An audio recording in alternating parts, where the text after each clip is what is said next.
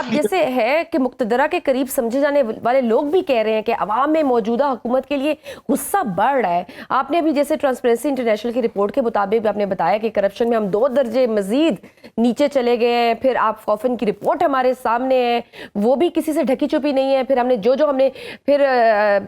نے جو پالیسیز بنائی ہیں, جیسے پیکا ایکٹ ہو گیا, پھر جیسا سب سوشل میڈیا پہ ہم نے کیا ہے, پھر 26ویں آئینی ترمیم جس طریقے سے, جس مذائقہ خیز انداز سے ہم لے کر آئے ہیں, یہ ساری سیاسی صورتحال میں کب تک مقتدرہ اس نظام کا بوجھ اٹھا سکے گی؟ اس کے کہیں نہ کہیں تو آگے کانسیکوینسز آئیں گے.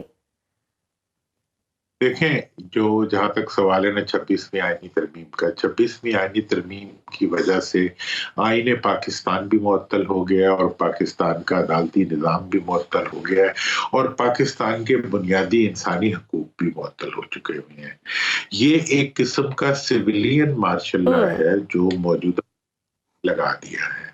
اور اس کے ساتھ ساتھ یہ ہے کہ پوری دنیا کے اندر پاکستان واحد جمہوری ملک ہے جو صرف کرپشن میں 2 درجے نیچے نہیں گیا, بلکہ پولیٹیکل ڈسٹارشن میں, جیسے کہتے ہیں سیاسی استحصال کے اندر وہ سب سے اوپر چلا گیا, کیونکہ کوئی دوسرا جمہوری ملک ایسا نہیں ہے جس کے اندر اپوزیشن کی لیڈرشپ اور اپوزیشن کے لوگ جیلوں میں ہوں.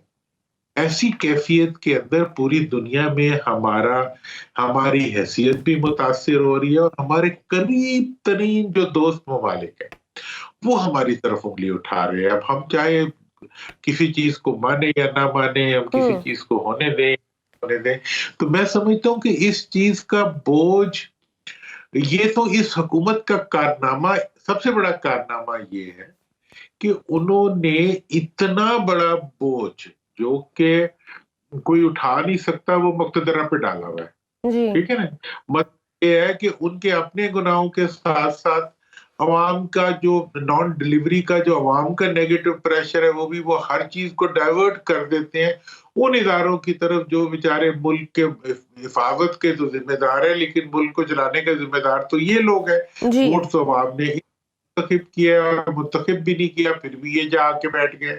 تو اس لحاظ سے میں تو یہ سمجھتا ہوں کہ ان کا بوجھ جتنی دیر اٹھایا جائے گا اتنی دیر ملک جو ہے وہ دلدل میں دبتا جائے گا اور ملک کی معیشت نہیں ان سے سنبھل رہی. سر, آپ کو کیا لگتا ہے کہ پھر جو ادارے ہیں ان میں اس طرح کی کوئی تشویش پائی جا رہی ہے, ان کو اوبویسلی ان کو بھی ریئلائزیشن تو ہوگی؟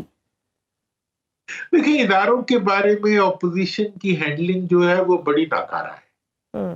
میں سمجھتا کہ پی ٹی آئی کی ہینڈلنگ, ان کی لیڈرشپ کی ہینڈلنگ اداروں کے ریفرنس سے وہ نہیں سمجھ رہے کہ وہ کوئی پولیٹیکل اینٹیٹی نہیں ہے, وہ ایک پروفیشنل سے ادارے ہیں. ان کو اگر آپ برا کہیں گے تو وہ واقعی آپ کی بات کو برا ہی سمجھیں گے. اس ایسی سچویشن میں سیاست کے ذریعے آگے بڑھا جاتا ہے. اس حکومت کو نقصان پہنچانے کا یہ طریقہ نہیں ہے کہ آپ اسٹیبلشمنٹ کے خلاف بولنا شروع کر دیں. اس حکومت کو اگر سر پھر دوسری چیز ہے جو سب سے اہم ستون ایک اور ہے, وہ ہے ہمارا عدلیہ کا. تو پھر ہم نے جس طرح سے عدلیہ کو کنٹرول کر لیا ہوا ہے, اب تو ایون عدلیہ میں سے بھی آوازیں اٹھنا شروع ہو گئی ہیں. آپ نے دیکھا ہے کس طرح کی تفریق ہم وہاں پہ دیکھ رہے ہیں. وہ کتنا ڈیمیجنگ ہوگا کہ ایک وہ ادارہ جہاں سے ہمیں امید ہے کہ یہاں سے انصاف مل سکتا ہے. آپ دیکھیں نا, جسٹس محسن اختر کیانی صاحب کیا کہہ رہے ہیں کہ پارلیمنٹ اور ایگزیکٹو کلیپس کر چکے ہیں, لیکن پھر بھی ہمیں امید نہیں چھوڑنی چاہیے. جس پہ ہمارے جو اسپیکر ہیں صادق صاحب, وہ بڑے برہم ہو رہے تھے, حالانکہ جس پارلیمنٹ کے پاس مینڈیٹ ہی نہیں ہے تو ان کے پاس اس برہمی کا کوئی جواز بنتا نہیں ہے. دیکھیں, میں آپ کو یہ بتاؤں کہ میں نے خود اپنی آنکھوں سے اپنی حکومت کے دوران ڈوگر کورٹس کا سارا ڈرامہ دیکھا تھا جب مشرف صاحب کے دوران, اور میں نے جب انہوں نے 26ویں آئینی ترمیم کی تھی, میں نے اس وقت یہ بات کہی تھی کہ یہ آئینی ترمیم جو ہے یہ عدلیہ کو ڈس فنکشنل کرنے والی امینڈمنٹ ہے, اور اس کے خلاف جو سب سے بڑا متوقع طاقتور ری ایکشن ہے وہ خود عدلیہ کے بیچ میں سے آئے گا. اور ماضی میں جو ڈوگر کورٹس بنائے تھے وہ کس نے ختم کیے تھے؟ حکومت نے تو نہیں ختم کیے تھے, وہ تو عدلیہ نے خود ختم کیے تھے. اس سے پہلے بھی آپ اگر ماضی میں بھی چلے جائیں, جب بھی عدلیہ کے لیے یہ بوجھ اٹھانا کہ وہ پوری کی پوری عدلیہ کے چہرے پہ جسٹس منیر کا ماسک لگا دیا جائے اور عدلیہ جو जाके डोनट भी ना खरीद सके। मतलब ये जो एक इश्यूज है, मतलब ये अदलिया के लिए भी एक बहुत बड़ा चैलेंज है। और मैं देखिए, हम नहीं चाहते कि, मेरा तो जाती तौर पे मैं नहीं चाहता कि इदारे जो है वो बाहम दस्तों गिरेबां हों, या इदारे, देखिए हमारी फौज है, ऑब्वियसली, हमारी बिल्कुल, फौज जो है वो हम तो हमारी चाहते हैं हमारे अदारे मजबूत ही रहें। तो हमारी सलामती की जी। जिम्मेदार है, जाने दे पाकिस्तान को बचा रहे हैं। लेकिन अब हम क्या करें अपनी हुकूमत का, जिसकी पूरी कोशिश है कि वो हर इदारे को अवाम से लड़ा दे। देखिए, उन्होंने पूरी कोशिश की है कि वो एस्टैब्लिशमेंट को अवाम से लड़ा दें, वो पूरी अब कोशिश कर रहे हैं कि अदलिया जो है उनको अवाम की नजरों में गिरा दें। और उसके नतीजे में हो, मतलब ये है कि वो सराइकी की एक बड़ी खूबसूरत वो है मुहावरा है कि जेरे के पीछे बकरी हराम। एक आदमी को कलेजी गिर कर रहा था, तो उसने छुरी मार के थोड़ी सी कलेजी निकाल ली बकरी की, तो बकरी मर गई।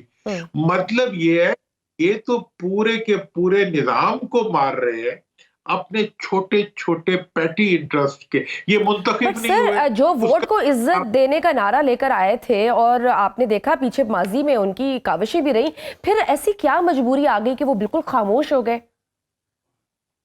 वोट को जो इज्जत देने के लिए आए थे, जिन्होंने इज्जत दी थी, उन्होंने पिछले 54 साल में वोट देने वालों के कपड़े उतार लिए।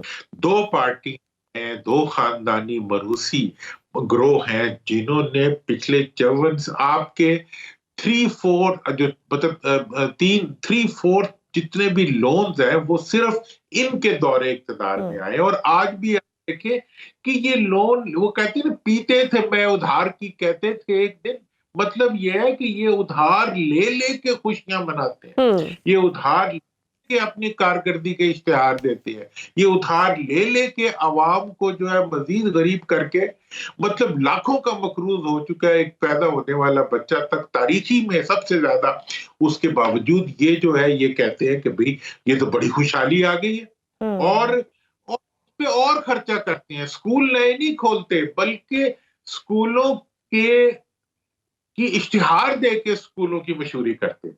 और ये तो मतलब हर जो इन्होंने काम किया है उसके नतीजे में अवाम बदहाल से बदहाल तर होते जा रहे हैं।